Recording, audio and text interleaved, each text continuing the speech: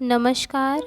कोई भी कार्य अंतर्मन से छिपा नहीं रहता और अंतर्मन ही मनुष्य को सही राह दिखाता है। इसलिए मनुष्य को किसी भी कार्य के सही गलत के लिए अपने मन को टटोलना सबसे ज़्यादा ज़रूरी है। आज मनुष्य ने अंतरात्मा की आवाज़ सुनना बंद कर दिया है, इसीलिए वह गलत रास्ते पर चलता जा रहा है।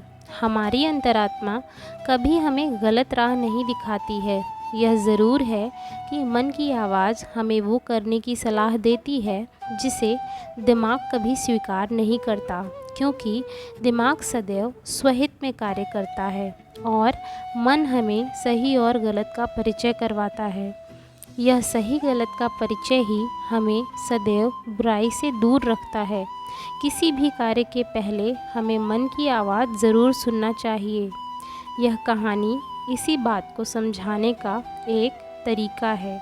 आइए कहानी के माध्यम से जानते हैं। बहुत समय पूर्व जब गुरुकुल शिक्षा की प्रणाली होती थी, तब हर बालक को अपने जीवन के 25 वर्ष गुरुकुल में बिताने पड़ते थे।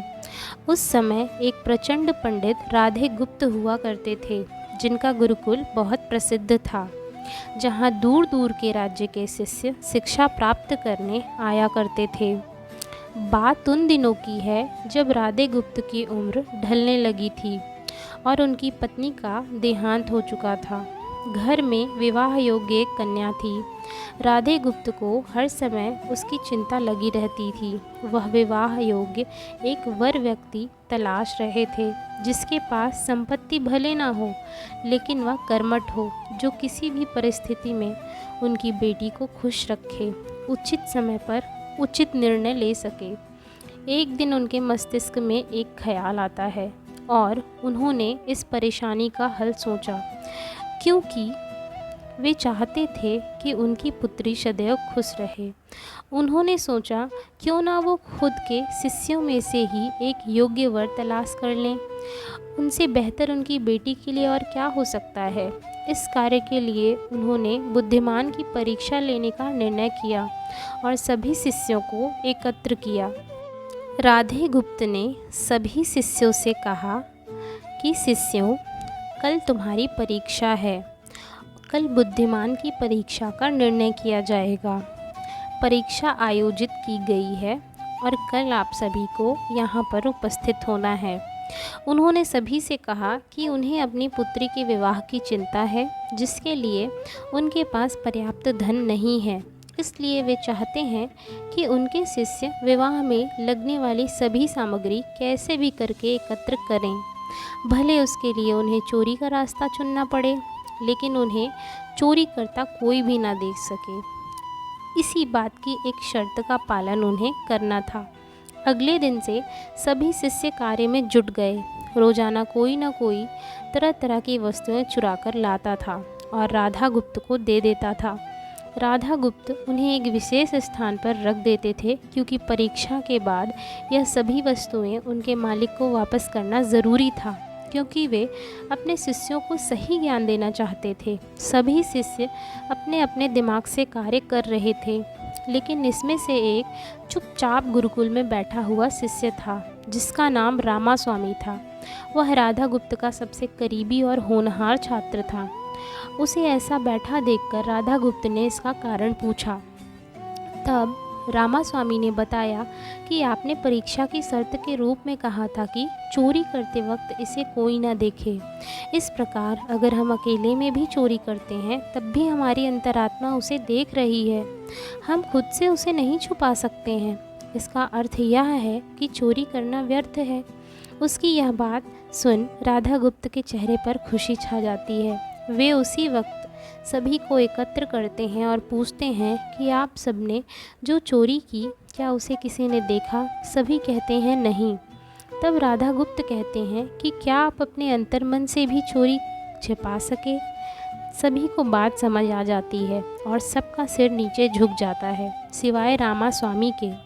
राधा गुप्त रामास्वामी को बुद्धिमानी की परीक्षा में अव्वल पाते हैं और सभी के सामने कहते हैं कि यह परीक्षा मेरी पुत्री के लिए उचित वर तलाशने के लिए रखी गई थी।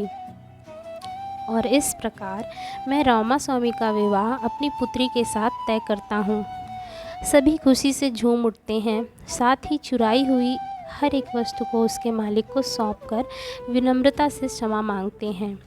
बुद्धिमान की परीक्षा यही शिक्षा दिलाती है कि हमारे अंतर्मन से कुछ भी छुपा नहीं रह सकता है। यदि हम किसी कार्य को कर रहे हैं तो हमें उसे पूरी लगन और मेहनत के साथ करना चाहिए। यदि हम खुद से ही धोखा करेंगे तो समय आने पर हमसे भी धोखा किया जाएगा।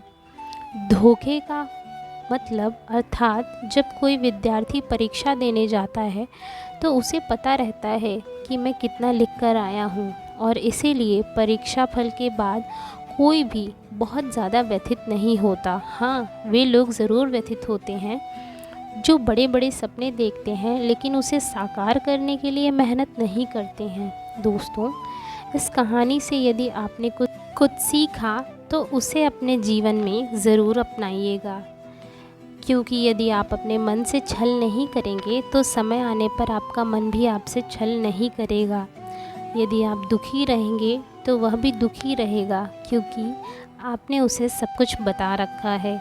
यदि आप खुश रहेंगे तो वह दोगुना खुश रहेगा, क्योंकि उसे आपने सब कुछ बता रखा है। हम जो भी करते हैं हमारी अंतरात्मा उसे बखूबी जानती है और हमें बार बार याद दिलाने की कोशिश भी करती है कि क्या हम सही मार्ग पर हैं अथवा गलत।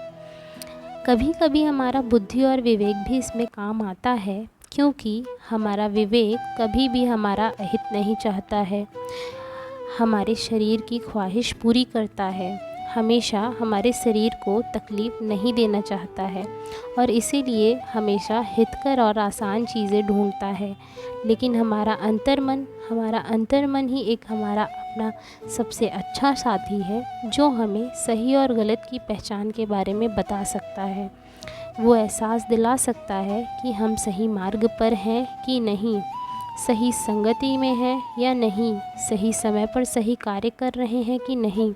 यदि आप एक छात्र हैं, यदि आप साधारण मनुष्य हैं, तो अपनी अंतरात्मा से एक बार ज़रूर पूछिए कि क्या आप जो कर रहे हैं वो आपके जीवन को बदलेगा अथवा नहीं। यदि नहीं तो अभी से काम पे जुट जाएं।